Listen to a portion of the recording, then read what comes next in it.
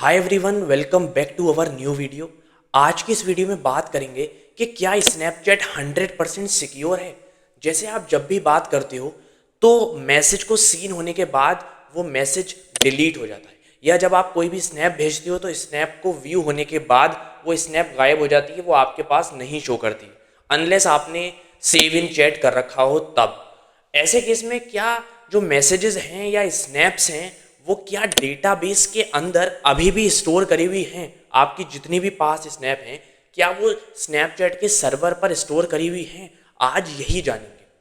देखिए, जब भी आप कोई भी मैसेज सेंड करते हो किसी भी दूसरे इंसान को वाया स्नैपचैट, तो उसमें होता क्या है? सबसे पहले वो मैसेज सर्वर पर जाता है, स्नैपचैट के सर्वर के ऊपर जाता है सबसे पहले वो मैसेज, और वहां जाके वो स्टोर होता है। अब जैसे ही मैसेज वो वहां जाके स्टोर हुआ, उसके बाद वहां से वो रिसीवर के पास आता है।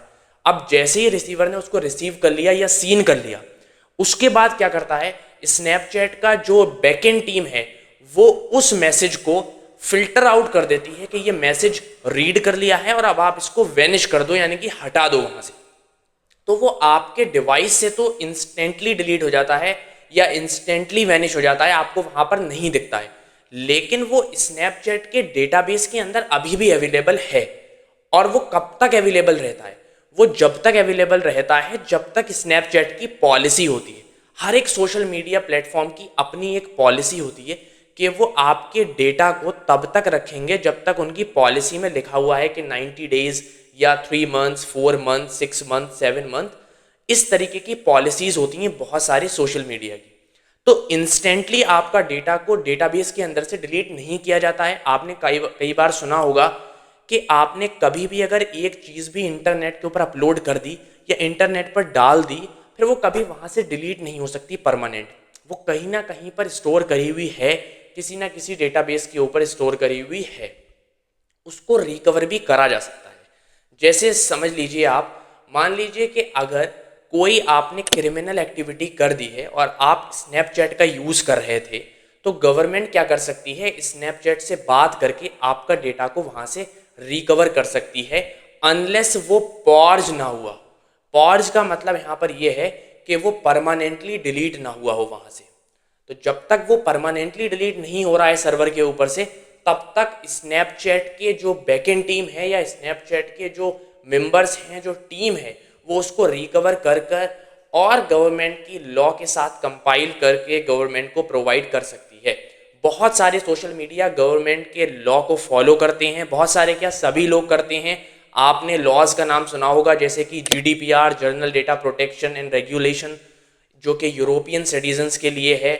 ऐसे ही आपने सुना होगा DPDP, जो कि 2023 में आया था, जो कि सारे ही सोशल मीडिया प्लेटफॉर्म फॉलो करते हैं। तो इन केस में क्या होता है, इंस्टेंटली आपको डेटा को डिलीट नहीं किया जाता है, डेटा को कुछ देर के लिए सर्वर के ऊपर स्टोर करके रखा जाता है, सारे डेटा को। तो आप ये सोच रहे हैं कि आप स्नैपचैट यूज़ कर रहे हैं तो आप 100% सेफ है, ऐसा नहीं है। बहुत सारी लिमिटेशंस भी हैं स्नैपचैट की। क्या लिमिटेशन है और क्या रिस्क है, चलिए बताता हूँ आपको एक एक करके।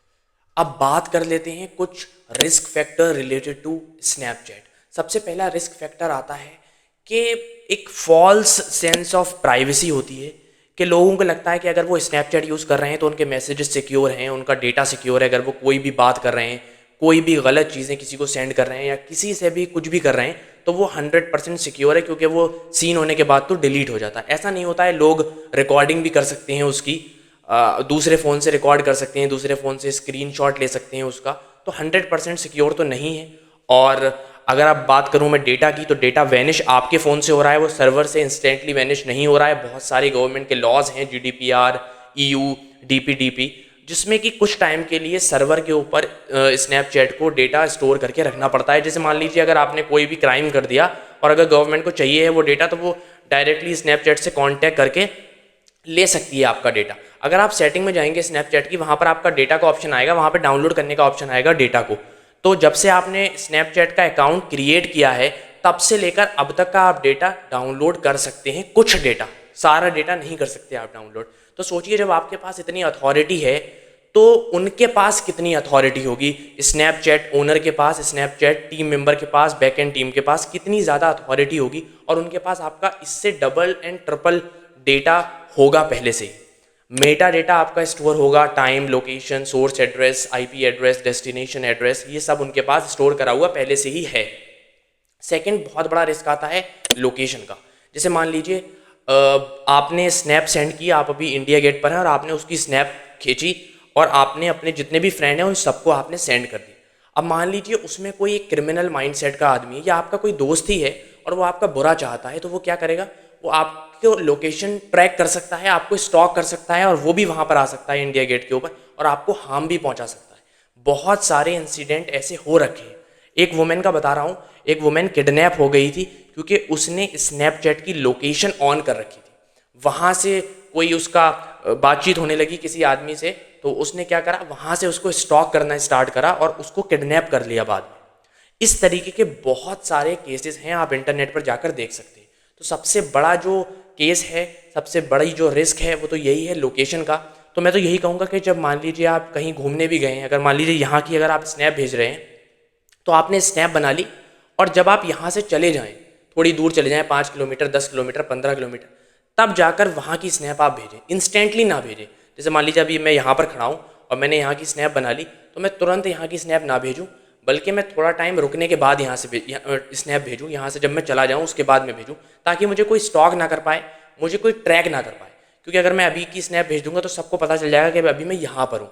बट अगर मैं यहाँ से चला जाऊँगा और फिर मैं वहाँ की स्नैप भेजूंगा, तब वहाँ पर अगर कोई आ भी गया तो मुझे उससे कोई फ़र्क नहीं पड़ रहा है। तो इस तरीके की आप कहोगे कि ये तो बहुत छोटी सी चीज़ है, ऐसा नहीं होता है, नहीं, ये बहुत बार ऐसा हो चुका है। आप जाकर इंटरनेट पर देख सकते हैं, हज़ारों आर्टिकल आपको मिल जाएंगे। स्नैपचैट की सबसे बड़ा फैक्टर तो यही है लोकेशन का, आप ट्रैक हो सकते हो, उसमें मैप का ऑप्शन दिया होता है। आजकल तो इंस्टाग्राम पे भी दिया है, तो मैं तो यही कहूँगा लोग अपनी लोकेशन वहाँ पर ऑन कर देते हैं, इंस्टाग्राम पे भी, स्नैपचैट पर भी। तो मैं तो यही कहूँगा कि आप अपनी लोकेशन को कभी ऑन ना करें, लोकेशन हमेशा प्राइवेट रखें। और अगर आप जहाँ पर प्रेजेंट हैं वहाँ की स्नैप इंस्टेंटली ना भेजें, जब आप वहाँ से चले जाएं तब आप वहाँ की स्नैप भेज दें।